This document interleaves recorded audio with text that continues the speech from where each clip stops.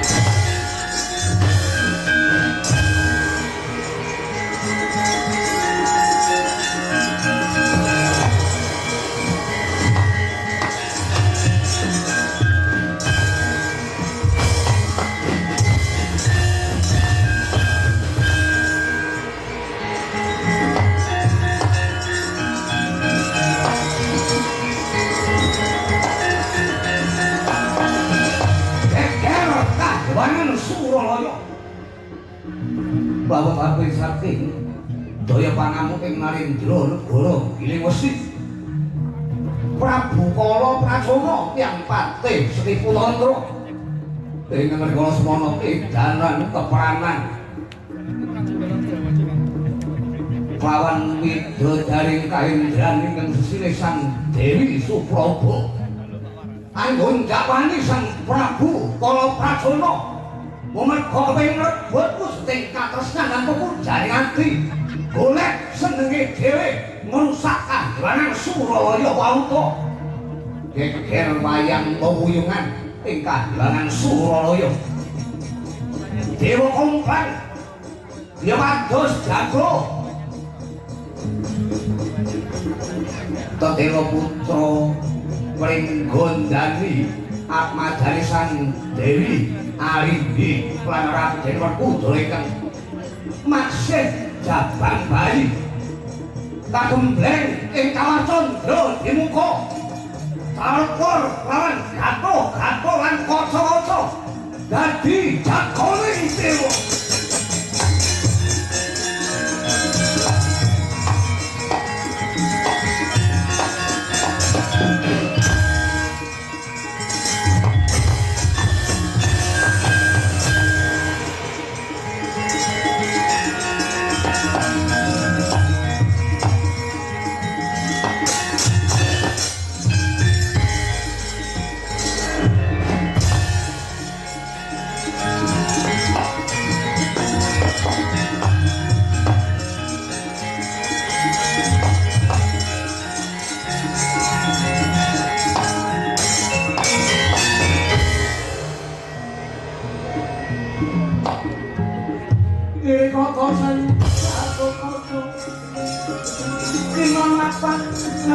sutra pakapira tresno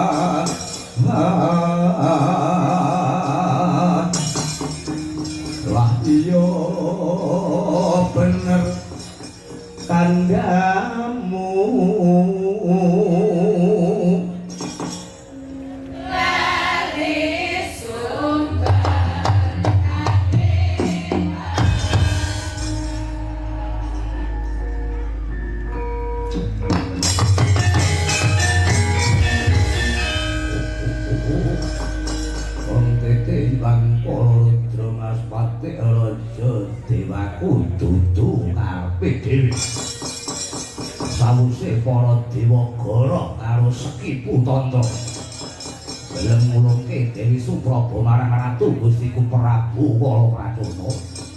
Watone Risana dina Selasa kliwat anggur kasep. Sasine sasi dumadi lawas taune taun bebas barpring basa Inggris. Sileming prau kabus kumambanging watu hitam. Oh, jebul dewa bala. Dewa ngapusi karo wong giling wesi. Anakku makul pupuk munggah ana ing pepat kepanasan ya alun-aluning para dewa. Dek Ratu Gustiku lho aku dudu dewa sing ning ngarepku. Ana nom-noman bagus pekik ing warna. Termose sakepel sisih sampirke kuping bayo. Eman bagusmu. Eman gagahmu. Eman kulitmu kuning giring nganti bucik kowe sapa Mas? Lekno mripatmu bukaken gobokmu sing apa?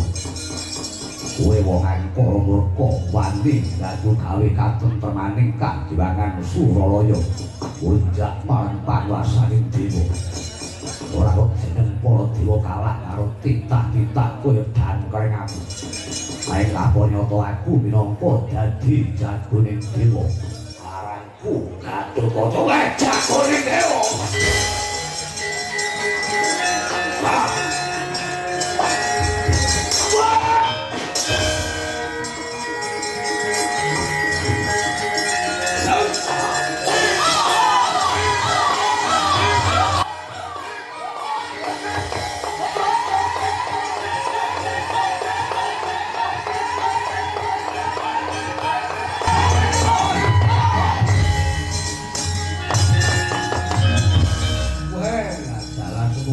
Dewa ora tatat, ora tanggon andingi wong giling wesi. Latine dewa wae kalah karo wong giling wesi, kalah karo aku bangsane buta. Buta ki nek ngebut ora tata. Buta buteng betah nganiaya. Buta kuwi nek luwe kolu badhok kancane dhewe apa nek potonganmu. Kowe mung bayi iki sore macet dadi jagoing dewa. Lakon kokok getihmu mati.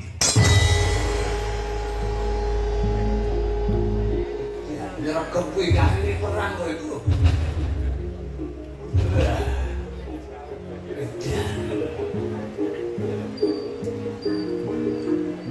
Kowe nang piling tanpa kondom. Yotsa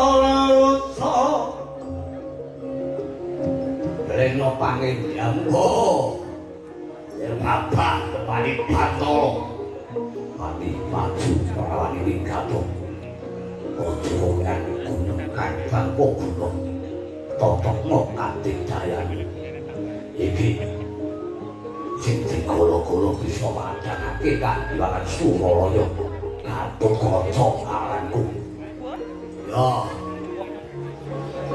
Barang ngono.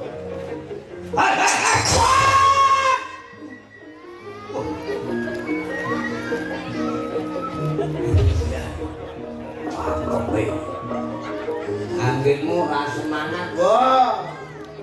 Kalah karo cah nom-nom.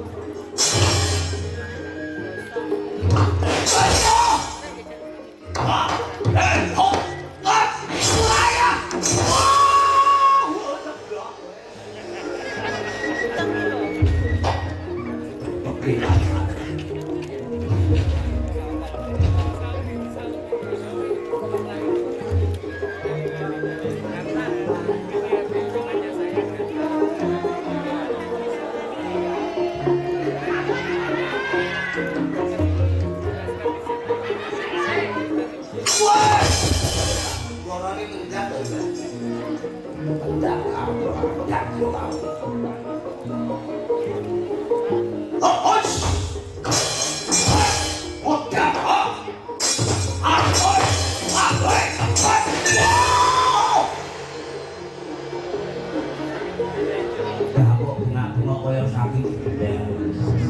Kurang ajar. Wah! Wah! Ais! Wah! Wah!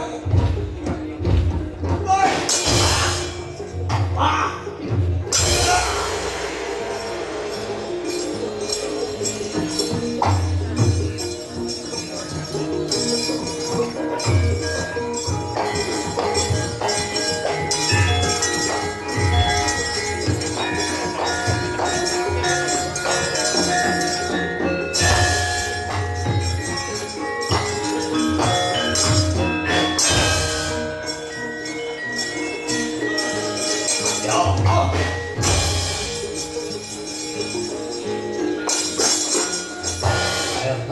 Katik kaya nunggus wali rawat kami maju lawan yo maju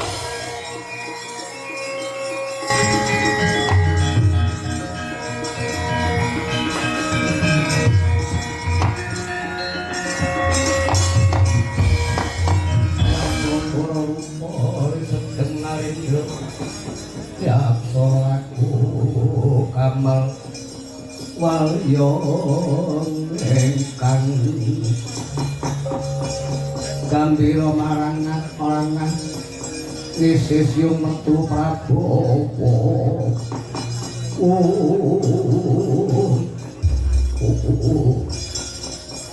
Kamlete Banggolo Rudra Mas Pate Raja Dewaku Pateku Segipu mati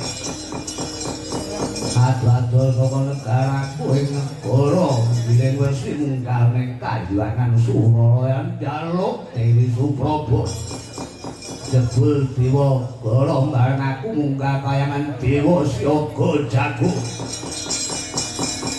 kowe jagoning dewa kowe mateni patih Triwulandra tak ibarat wong ngetok pringaja sing kenceng-kenceng sing bengkong ratu kocine Prabu Kalamanuna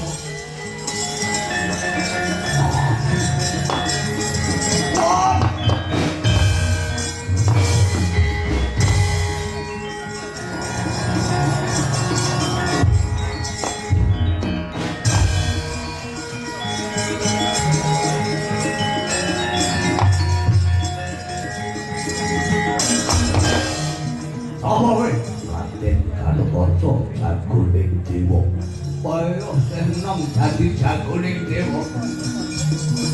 Kowe Prabu Pracuna Dewa ya kala Pracuna.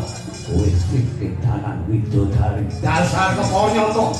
Mari bilang no patine pateku, mari gedeng dan. Woi! Woi!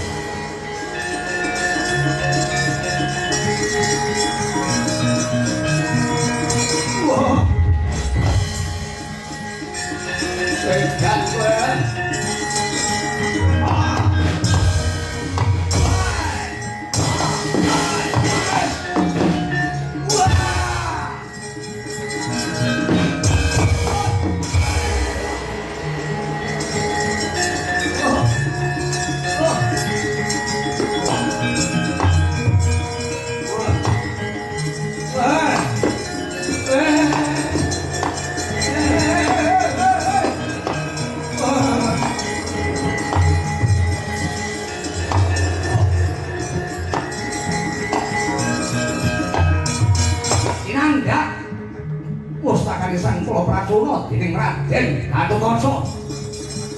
Ya kauntir pustakane tugel gulune pecah kapisaran ratu nggih mesti.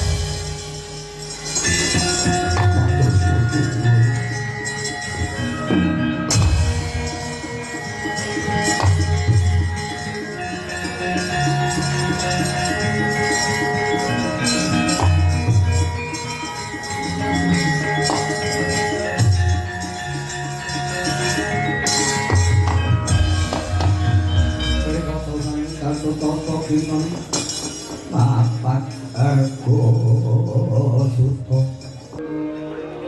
pancen aku ero sabubare geger negara Pringgondani nalika dawuhe Kakang Mbok Arimbilan Kakang Werkudara mawa panurbanan ratu sing ora salujud dawuhe Kakang Mbok karo Werkudara ya wis wargi Kakang Prabu Harimba timbang nyawan Kakang Mbok Arimbi jauh karo Werkudara kan pranyata Werkudara ditedak turun mungsuh Kakang Prabu Harimba lila legawa mati ana tangane Werkudara kowe ngerti kala semono Kakang Harimba ki ora kalah karo Werkudara Kakang Prabu Harimba sejati ora kasoran karo bangsa Werkudara ning mergo tresna karo Mbak Yu Arimbi kang dadi adine utawa kulit daginge dhewe kaya-kaya Kakang Harimba rikala semana mung ngalah nggone perang karo Werkudara yen eling-eling karo sejarah negara Pringgondani kanggo suwis kowe kelingan sedane Swargi Prabu Kala Trembaka utawa bapake dhewe sing mateni bapak sapa sing mateni Rama Prabu Kala Trembaka ora ana liya Prabu Pandu Dewayana Ratu Ngastina biyen pindhone Kakang Harimba ya mati pisan sing mateni Werkudara monggo Werkudara kuwi anak Pandu Dewayana terus meneh Werkudara dawuh karo Kakang Mbok Arimbi duwe anak Gatotkaca dadekke ratu ana ing Pringgondani kowe kudu ngerti Pringgondani iki negarane dhewe Lajanane dibuta Pringgondani iki negarane dhewe bareng aku gagas edane Kanjeng Rama aku gagas edane Swargi Kakang Harimba nanti besok taun ana Windanana aku ora lilo yen Gatotkaca nang Werkudara dadi ratu ing Pringgondani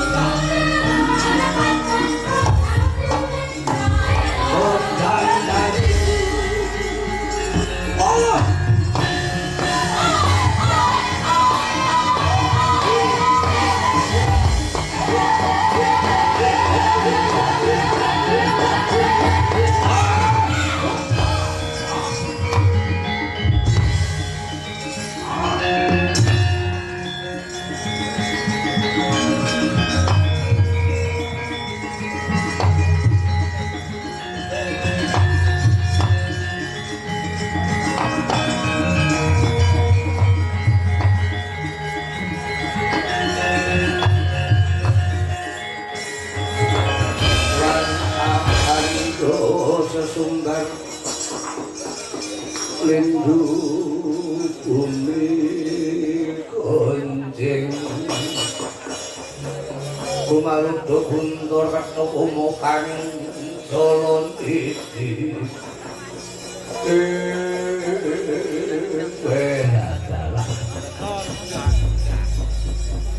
kowe babal saka kudangan merucut saka gendongan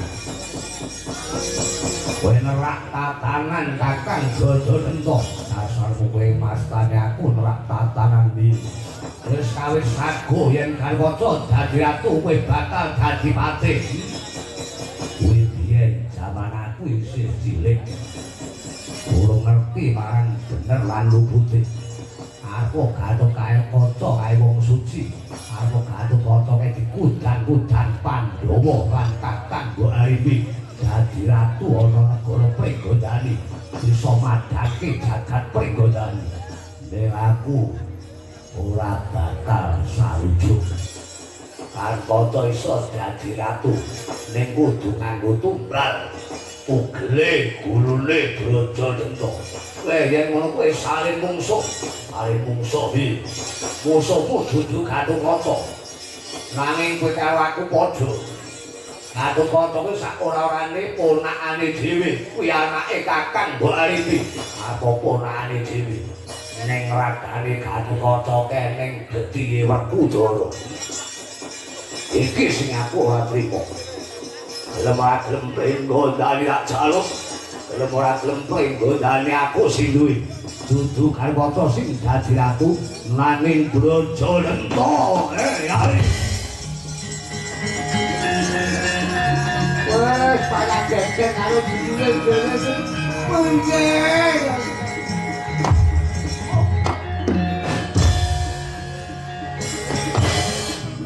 Kowe dalah Kakang. Kowe buta sing angkara murka sakarmu. Leh mumasani. Kowe rusak ajak-ajak. Pringgodan iki suwe komplang tanpa panguwasa. Gatotkaca digolong-golong dadi ratu, kok malah kowe ganggu-gawe dengan kanca jumeneng Narendra. Padha karo kowe ngrusak katentremane nusa bangsa lan negaramu dhewe. Kowe minareng gedheke syukur, kowe mung areng gedheke rasa panarima. Negaramu eneng ratune, eneng sing nata, kok malah kowe ganggu-gawe. Sakarmu leh ngarani. Utawi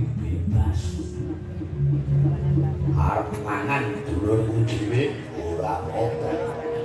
Arep mangan ponakku dhewe ora apa-apa. Yen perlu kowe adikku. Bojomu. Gore untale mangan. Astagfirullahaladzim. Lapangan bojone kok apa buta sakane kowe kali Purwodo sira ora mung trimo lali Purwodo sira lali barang-barang. Aku itu penting Brajalenta. Aku ora trimo kan kanca dadi aku. Gatotkaca kudu mati wae tak enteni oleh jaman rangkai lalu-lalu.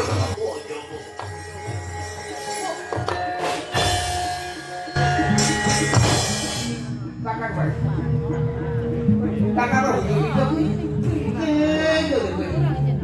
Cek goyo iki go jadi ora-orane terus jarane suwe tanpa iki simpan poso suwe ora nek katute. Kok kadang kamu nyoto Kakang Mbok Arifi, Kakang Werkudara kala-kala diacak-acak jenenge Gatotkaca. Ada jenenge atone Pringgojati supaya Pringgojati cecep mulya. Nyok Prawati Bauduta subul makmur bani palo dicawi. Bapak aku rusak. Pokoke jaya karwe dhewe. Awake iki bangsane buta aja tukaran karo dulur perkara karis. Iki. Kowe wae karo Kakang Brajawuh ki utusane Kakang Mbok Arifi. Kae utusan calon aku. Nek koyo musuh dudu sapa-sapa. Kala bedana ya wani karo.